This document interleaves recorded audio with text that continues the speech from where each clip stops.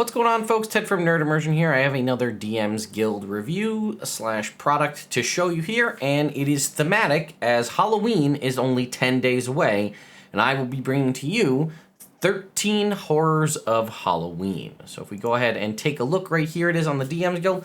Also, thank you to the Holidanger Team and the folks associated for sponsoring this video. Holidanger may not seem super familiar to you, but this is actually the 5th in the series of Holidanger things, and you might remember this from back at the end of the year, 12 Christmas Sleighs. I covered this in a Holiday DM's Guild coverage back at the end of 2020.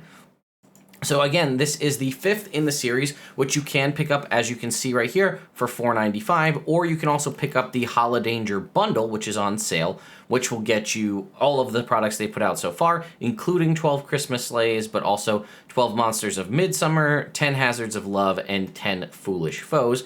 But what this one is going to bring to us is 13 new monsters, specifically for Halloween, but they've gone above and beyond to make things better or different, I guess. Well, you be the judge. Than your typical Halloween things. And it even goes on to say, right, unlike the standard werewolves, vampires, and ghosts, we've added some cool new things. So I have the PDF right here. There will also be a link in the description below if you'd like to pick up a copy for yourself. Also, it's a DM Guild affiliate link, so I do benefit slightly monetarily if you're kind enough to use that link. But yeah, let's take a look. So I'm just checking to make sure I don't have anything specific to mention. Nope, we're all good. Little bit of a downside here, right? No bookmarks. We always talk about how we love to have bookmarks because it's easy to flip ahead. So points off for no bookmarks. That being said, you can see the art is pretty interesting too. I like this style. And we can see our 13 horrors, right?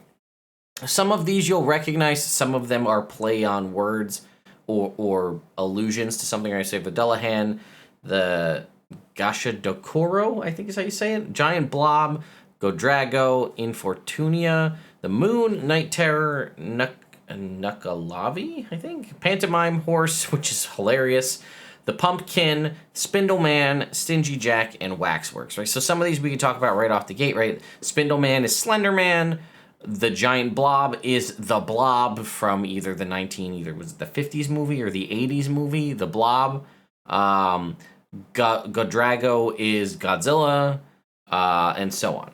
So we can obviously, you can see this is a 33-page document, but they all do have, as you can see here, some lore. Each one of them has at least 3 paragraphs giving lore information, as well as 3 adventure hooks on how you can tie them into your game, and then you get the actual well thought out, well developed stat block here. Some of them, again, for the Dullahan has a horse, the Headless Horseman. It does have the steed as well.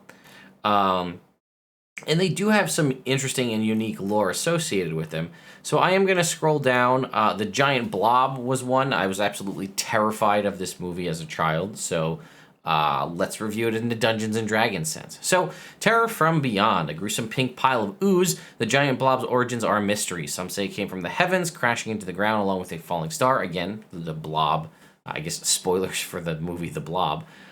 Anyway, other claim wizards created it in secret, then failing to restrain it, set it loose upon their unsuspecting enemies. Still more believe it to be a subterranean monstrosity, occasionally rising to the surface to feed before returning to its lair. Whatever its purpose, those who have encountered it know only of its insatiable desire to devour everything in its path. Armies have tried to kill it, scholars have tried to contain it, but no one has been able to stop it. The Blob oozes ever forward towards anything it can consume. It has no reason, no remorse, and the best hope many have against it is simply running as far away as possible. And then again, we have 3 adventure hooks, how we can tie this into our game, whether this is a one-shot, whether we add this into an existing campaign, or for a fun Halloween side quest. The townsfolk are worried about their cleric.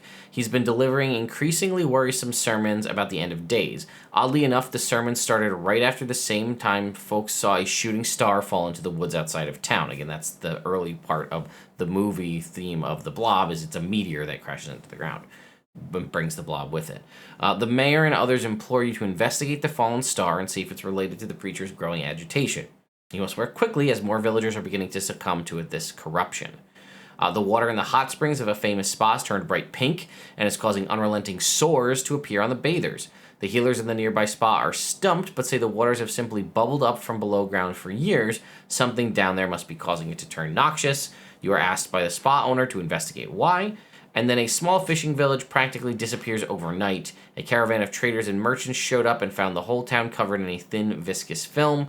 All the metal is corroded and organic material is dissolved. There's not much of value left, only a disused lighthouse just outside of town. As you explore the lighthouse, you find a decrepit wizard. He informs you that he and his cabal used the last of their power to create a horrifying blob. It cannot be killed, but it can be frozen and contained. While you aren't sure of the wizard's motives, he implores you to help and offers a considerable reward. And here we have it. So again, not all of these are as high level as the Giant Blob. This kind of being a movie monster villain, and it is gargantuan in size. It is a challenge rating 18 creature.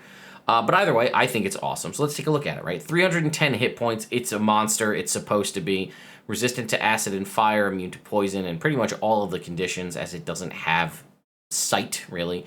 It does have blind sight up to 60 feet and is blind beyond that. It can move through spaces as narrow as 1 inch. It is an ooze. It says all-consuming. As long as it has at least 1 hit point, it must use all of its movement to move toward the nearest creature it can sense within a range of its blind sight and attack or engulf them, which is what this thing does. But if you've watched the movie or caught it from the little bit there, cold susceptibility. Whenever the blob would take cold damage, it takes the maximum possible damage. For example, instead of taking 8d8 cold damage, the blob takes 64 cold damage. That is how they usually defeat it, is they freeze it. More often than not in the movies, it seems to be done with a carbon dioxide, fire extinguisher. But anyway, corrosive. A creature that touches the blob or hits it with a melee attack within 5 feet takes 4d8 acid damage.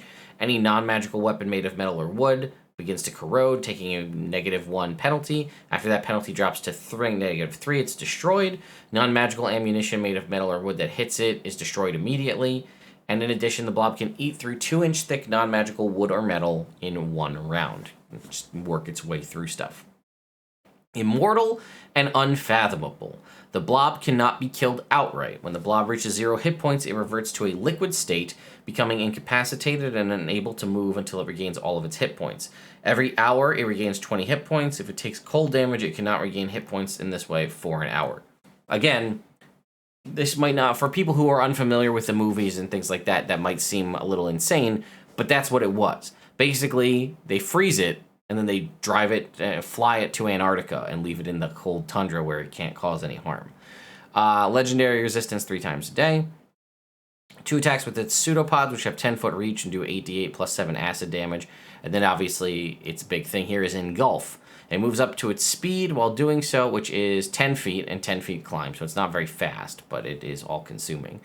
It can enter a huge or smaller creature's space. Whenever it enters a creature's space, they must make a DC 18 Dex save. On a success, they can choose to be pushed 5 feet away. A creature that chooses not to be pushed suffers the consequences. On a failure, they enter the creature's space, take 48 plus 7 acid damage, are engulfed by it. They can't breathe, they're restrained, and they take 48 plus 7 acid damage at the start of each of its turns. When it moves, they move with it. An engulfed creature can try to escape as an action by making a DC 18 strength check, and on a success, it escapes and enters a space of its choice within 5 feet. It is also a legendary creature, so therefore has legendary actions, of which it can take, it has 2, and it can use 1 to do sudden rush. It moves up to its speed and makes a pseudopod attack, or terror of the unknown for 2. It makes a subsonic frequency. Each creature within 30 feet of the blob must make a DC 18 wisdom save. On a failure, they take 66 psychic damage and become frightened for a minute. On a success, they take half as much and aren't frightened. And then they can repeat the saving throw at the end of their turns, and if you've succeeded, you can't be affected for 24 hours. Now, again, that might seem like something that most people would be like, why would I ever throw that in a game? The players need to be able to beat it. Well, again, that's not necessarily the purpose of the Giant Blob, and considering this is specifically, whether it needs to be tied to Halloween or not is up to you, but if you're doing it for a fun, one-shot situation, it might not need to be able to be defeated. All right, here's Godrago, the King of Monsters, right? This is our Godzilla style. He also has regional effects because he is who he is. We have, again, here's Infortunia. I'll scroll through so you guys can see all of the different creatures. The moon, right? So it says this mysterious reflective sphere in the heavens has remained something of a mystery. Many legends say the moon is the arch rival of the sun. Many different groups worship it, and even more enigmatic than the sun. The moon gives fewer visible indicators of its mood, and then it also has stats here. It is an aberration of a challenge rating 23. It has all sorts of options here. We have a night terror, sort of like a spooky shadow type. Now this guy is only a challenge rating 9. We have, then this one is absolutely terrifying, which is like an inside-out horse with a rider on its back. Skinless and ever in pain, or still, it is deathly weak to the fresh waters of rivers and streams as the liquid melts its flesh right off of it like caustic acid. It is a challenge rating 10. This is the one I wanted to show you more than anything because I think this is both terrifying and hilarious. It's like half of a horse costume. So it says it's an old bardic gag to throw a shoddy horse costume over 2 actors to gallivant around the stage for everyone's amusement. This thing is not that, but it seems like it might have somehow been born from the costume, or perhaps the costume was inspired by it. Logic falls to pieces in the face of this unholy alien being, and so too do its victims. Honestly, it's probably best to avoid horses altogether just in case. I would have never made this, like, this is the last thing I would have thought of to make a monster, and I absolutely love it because it's just terrifying and awful and weird, and it is only a challenge rating 2 creature, so this is something you could throw multiple at, which could also be interesting, especially if you have one that is 2 of them together as a shoddy horse costume, and it splits into 2. Here, check this out, right? You stealthily approach a herd of horses grazing on the plains, hoping to catch and maybe tame a stallion. As you near a straggler, you notice its eyes are oddly vacant, its markings abruptly change as a midsection. Suddenly, with an eerie smoothness, its body bisects, and to your horror, 2 monstrous faces appear in the darkness where its innards should be. And I thought we would take a look at its stat block because we shared something a little high level. This is a little more manageable as an aberration challenge rating 2.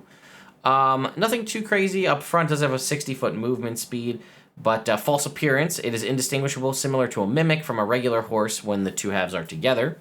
Rejuvenation, whenever the front or back half of a pantomime horse dies, as long as the other half survives, it can regrow the dead half after a d10 days. So it says multi-attack while in combined form only, it can make 2 hoof attacks, which are pretty much just like a standard horse 2d4 plus 3, but it also has unsettling gaze, which can only be done when it's separated. The pantomime horse casts its alien gaze on a creature it can see within 30 feet. They must make a wisdom save or take 2d12 psychic damage and become frightened until the end of its next turn. If creature frightened in this way is also stunned, and on a success, they take half as much damage and automatically succeed on all saving throws for 24 hours. Change form as well.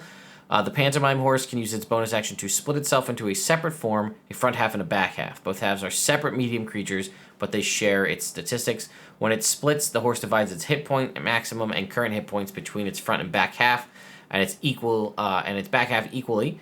Alternatively, if both the front and back half, front half and the back half are within 5 feet, they can use their bonus action to combine.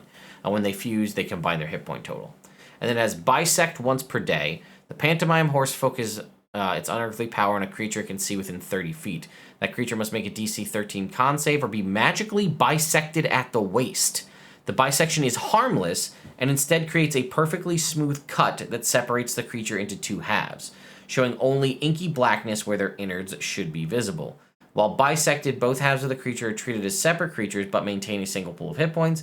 The bisected creature maintains control over both halves of the body. Both halves of the creature can use whatever limbs they have, but a half without arms cannot hold objects or make weapon attacks.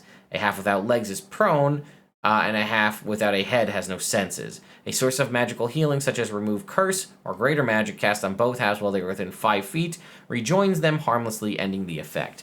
That is absolutely amazing. It doesn't really, it's an inconvenience, and it's a terrifying thing to see happen, but it doesn't actually, like, fundamentally, it doesn't really harm the player. They can just choose to they can get healed and fix it, but for that moment and that fight, it will be absolutely terrifying. And I can already imagine the looks on your players' faces when one of them gets bisected by the pantomime horse.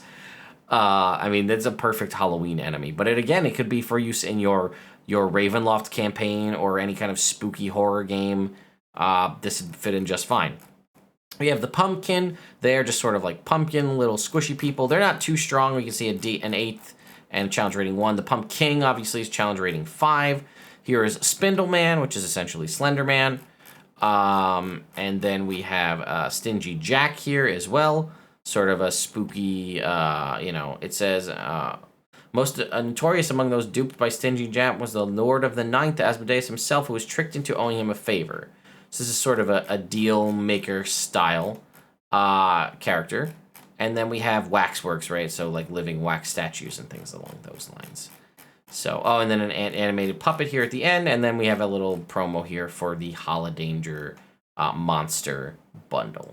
So there you go, folks. This is a really cool little series of monsters for you to use. I think it's really fun. I think your players will have a lot of fun with it. Or maybe they won't have fun, but you'll have fun as the Dungeon Master. So let me know what you think about the 13 Horrors of Halloween. I will put a link both to this module as well as the Holidanger bundle in the description as well. Once again, thank you to the Holidanger team for sponsoring this video. I will see you all next time.